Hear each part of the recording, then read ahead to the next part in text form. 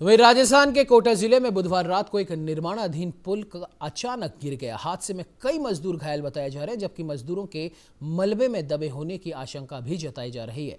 मामले की जानकारी के बाद पुलिस बल के साथ ही एनडीआरएफ की टीम ने भी बचाव कार्य शुरू कर दिया। आपको बता दें कि कोटा झालावाड़ रोड पर बन रहा निर्माणाधीन पुल अचानक गिर गया। हादसे के बाद मौके पर अफरा तफरी मच गई। बताया जा रहा है कि इस हादसे में कई मजदूर मलबे के नीचे दब गए। उधर सूचना पर पहुंची पुलिस ने मौके पर एनडीआरएफ टीम के साथ रेस्क्यू ऑपरेशन शुरू किया।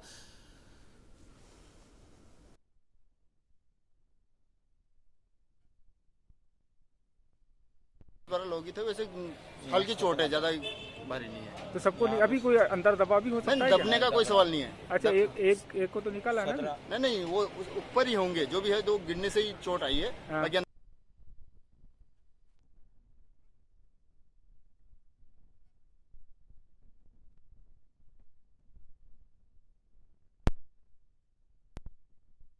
तो इस खबर पर ज्यादा जानकारी के कोटा से हमारे संवाददाता योगेंद्र महावर फोन लाइन पे हमारे साथ जुड़ चुके हैं। योगेंद्र, जिस प्रकार से कोटा झालावाड़ रोड पर बन रहा निर्माणाधीन पुल गिर गया है और अभी भी कई लोगों के इसमें दबे होने की आशंका जताई जा रही है, क्या कुछ अपडेट है इस खबर को लेकर? बिल्कुल निश्चित तौर पर उमंग, मैं आपके माध्यम से दर्शकों को बता दूं और अपडेट दे दूं कि अब ये जो ब्रिज जो कोलैप्स हुआ था, जिसका एक हिस्सा गिर गया था, उसको पूरी तरह से हटा दिया गया है। जेसीबी मशीन की मदद से सुबह 4 बजे करीब इस पूरे हिस्से को हटा दिया गया है और इसके नीचे अब कोई भी श्रमिक दबा हुआ नहीं है। हालांकि जिस समय हादसा हुआ था उस समय 10 से 12 श्रमिक इसके नीचे दब गए थे, जिनको समय रहते अस्पताल पहुंचाया गया है, जिसमें से 3 की हालत अभी भी गंभीर बनी हुई है और एक का आईसीयू में उपचार जारी है।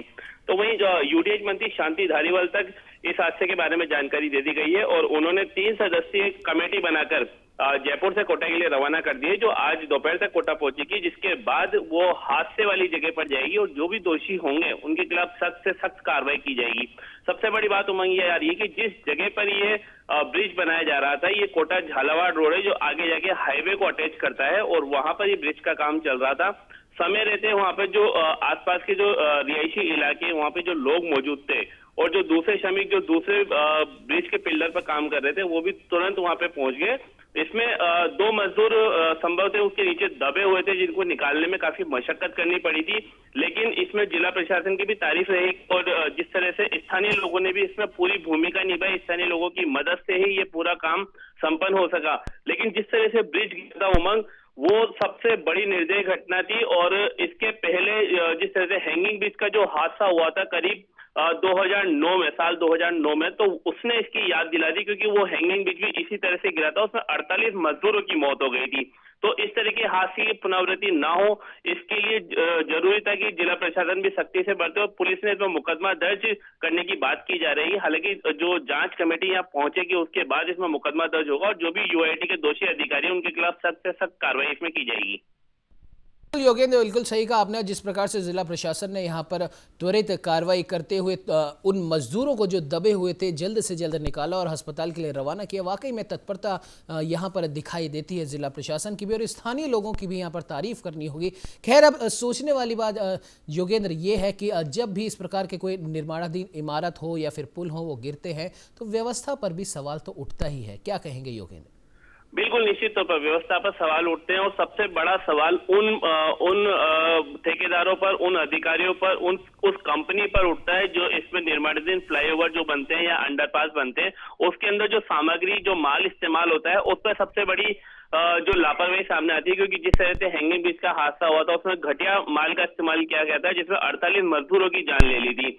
उसके बाद जिस तरह से ब्रिज का काम कोटा में शुरू हुए हैं, हालांकि इसके पहले विज्ञान नगर फ्लाईओवर बना, उसमें इस तरह की कोई घटना सामने नहीं आई, लेकिन जिस तरह से कोटा झालावाड़ में जिस तरह से ये फ्लाईओवर बन रहा है और इसका जो एक हिस्सा गिरा है, तो कहीं ना कहीं इसमें जो सामग्री इस्तेमाल की जा रही थी उस पर भी सवालिया निशान खड़ा हो सकता है। क्योंकि कंपनी के जो अधिकारी हैं, जो वरिष्ठ अधिकारी हैं, जो ठेकेदार है, उनको भी मौके पर बुलाया गया था और उनसे इस बारे में जानकारी ली गई थी कि इसमें निर्माणाधीन फ्लाईओवर जो तैयार हो रहा था उसमें किस माल का इस्तेमाल किया जा रहा था, जिसकी वजह से इतना हादसा सामने आया। हालांकि सबसे बड़ी बात यह है कि जिस तरह का हिस्सा गिरा उसके ऊपर मजदूर काम कर रहे थे, संभवतः अगर उसके नीचे मजदूर काम करते तो इसमें बड़ी जनहानि हो सकती थी। सबसे जो लापरवाही इसमें सामने आई है वो अधिकारियों के सामने है कि उन्होंने मौके पर जाकर स्थिति को भांपा नहीं। हादसे की वजह क्या रही है इस बारे में जांच पड़ताल की जा रही है, लेकिन हादसे के पहले जिस तरह से ब्रिज का काम चल रहा था तो उन्होंने सारा का सारा काम ठेकेदार के ऊपर सुपुर्द कर दिया, ठेकेदार की पूरी जिम्मेदारी सौंप दी, लेकिन उन्होंने कभी भी अधिकारी ने,